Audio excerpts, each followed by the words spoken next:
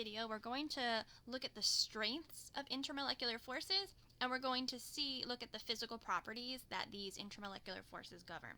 So the stronger the IMFs, the stronger the intermolecular forces, the higher the melting point, it would take more energy to melt it, and the higher the boiling point, it would take more energy to boil it. Why? Because remember, in the solid and liquid phase, melting is going from solid to liquid, boiling is going from liquid to gas. So in the solids and liquid phases, you have these intermolecular forces that are holding the particles together. So you have to break them up to go from solid to liquid. You have to break them up even more to go from liquid to gas. And you need energy to overcome. So the stronger these forces, the stronger these particles are being held together, the higher the melting and boiling point, the more energy needed to break them up. Okay, vapor pressure is just the pressure of the vapor that is above the liquid in any sealed container. So if you have stronger forces holding these liquid particles together, you're going to have less escaping as a vapor in the container. If you have weaker forces holding these molecules together, you're going to have more of these particles escaping into the vapor phase. So the stronger the force is, the less vapor you have above it, and so it exerts less pressure onto the liquid below it. So the stronger the forces, the lower the vapor pressure. You have more forces holding the molecules in the liquid phase and less escaping to vapor. Viscosity is, sometimes it's called resistance to flow, but you can also think of it kind of like the thickness of a material. So something like honey is very viscous. It's very thick. It doesn't really flow easily. So the stronger your forces, the higher the viscosity, the more viscous it is, the thicker it is, because those molecules are being held together more tightly, and they will not flow as easily. Like honey does not flow as easily as liquid water. Okay, when you're comparing the strengths, so how do you know if something has stronger intermolecular forces than something else? You have to figure out the type, and see my other video for figuring out the type if you need help with that. But once you figure out the type, okay, as long as you have similar size particles where you have similar numbers of electrons, London dispersion, LDFs, is the weakest type of force. Dipole-dipole is stronger than that. Hydrogen bonding is stronger than that. If you are then, so you figure out the type of force, okay? So if you have something that has hydrogen bonding and something dipole-dipole, you would say, okay, hydrogen bonding stronger than dipole-dipole, that would have stronger IMFs than the other structure. If you're then down between two structures that have the same type of IMF, then you've got to start looking at the electrons. As you add more electrons, London dispersion forces, LDFs, become stronger. Because remember, the electrons might end up on one side of the structure, and it giving that bigger and bigger negative charge if you have more and more electrons. So if particles have the same types of IMFs present, then the more electrons you have, okay, sometimes people say the more molar mass, but it's really because of the electrons. It's just if you have a greater molar mass, you would then have more electrons. The more polarizable it is, meaning the electrons can more easily move to one side or the other, and the stronger the IMFs would overall become, because your LDFs are then stronger. Okay, so for the takeaway is figure out, for most problems, figure out the IMFs present. If you have different forces, then go by what's your strongest predominant force.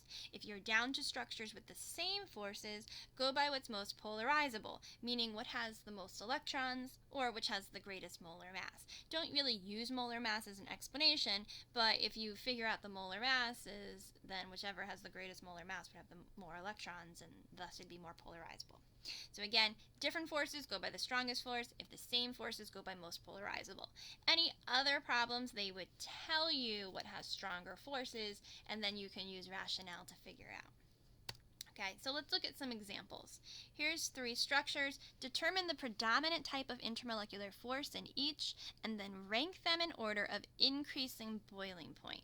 Okay, so increasing boiling point, whichever has the lowest IMFs or the weakest IMFs would have the lowest boiling point. Whichever has the strongest IMFs would have the highest boiling point. So always, and I gave this as number 1, even if I didn't ask this, you should always figure out the types of IMFs in your structure. And to do that, again, I have a video on this from before, but there's that summary slide in that video. You figure out if something's polar or nonpolar first to figure out the type of IMF. So this is a polar structure. Okay, does it have H's that are actually bonded to NO or F's? No, though it does have an O and an H in the structure. The H is not bonded to the O, so it cannot hydrogen bond. So this is dipole-dipole as the strongest type of force. Okay, this is asymmetrical, it's polar, and it does have an H bonded to an NO or F, so this could hydrogen bond. That's the strongest type. And this is a nonpolar structure, so the strongest force and only force it would have is London dispersion, LDF. Okay, so now I figured out the types, I can rank them. Okay, lowest boiling point would be the weakest. So London dispersion force, since they all have different types of forces, I'm just going to go by the type. Okay, this is the weakest. This would be the second strongest, okay, and this would be the strongest. So propane would have the lowest melting point, then the one with dipole-dipole, and then the one with hydrogen bonding. And notice that they're all relatively similar sizes as well, similar numbers of electrons. Okay, look at this example. Take a moment, give it a shot. Determine the predominant type of intermolecular force, okay? Notice that these are all nonpolar, they're all symmetrical, so they all have LDFs or London dispersion as their strongest or most predominant type of intermolecular force. So now I'm down to things between the same type. What do I go by? I go by which has most electrons or which is most polarizable. And so bigger structures are going to have more electrons. More atoms are going to have more electrons. Okay, so this has the least number of electrons. This has the most. Okay, so this would have the strongest London dispersion forces and therefore the strongest IMFs. This would be weaker and this would be the weakest.